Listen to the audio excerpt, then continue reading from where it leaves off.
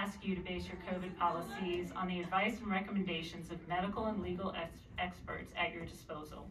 No one on the board is a medical or legal expert. I'm not an expert either. When I'm confronted with something with which I know little about, I turn to experts. I ask you to do the same thing. Campaign promises regarding masks were made, which now puts some of you in tough positions. I get that. But it's basic civics that when a governor issues an executive order which contradicts existing law, it's up to the courts to sort it out. Let the checks and balances system our founding fathers developed take its course.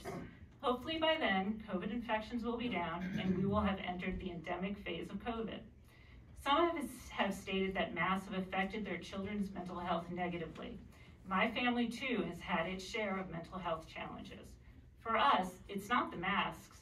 It was the uncertainty, the isolation of virtual school, the cancellation of sports and clubs, the weird dynamics of hybrid school. Let's be clear, no one I know likes masks, but it's because of masks that my children can be in school, in person, 5 days a week, and emotionally, that's made all the difference. This school year, I've been able to attend high school sports in person, something for which I'm grateful. But while at these events, I've seen 2 current school board reps not wearing masks. That confuses me. Masking is your policy, a policy I support because it's kept schools open.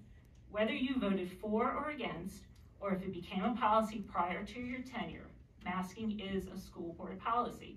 There are signs all over the school telling people to wear a mask.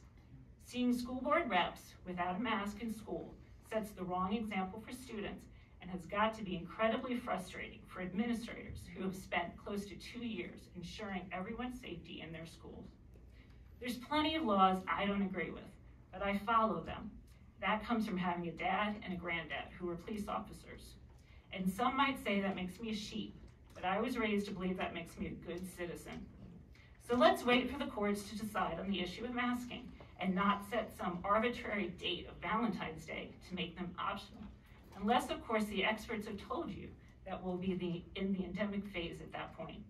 Instead, I ask you to focus on finding ways to increase pay for our teachers and staff. Too many great teachers have either left the county or left the profession. Increasing pay would help to keep the great teachers we have and recruit new ones. I also ask you to focus on renovating and replacing outdated school buildings. These are both issues where a great deal of consensus can be found. And how great would it be to have consensus on something? Lastly, I'm thrilled to announce that in 117 days, the youngest of my 4 kids will graduate high school. My senior is also, at least legally, an adult, having turned 18 in December. A few weeks back, I asked him what he would do should masking become optional. Without hesitation, he said, if the teachers have to wear a mask, then I will too. It's really not a big deal. Thank you.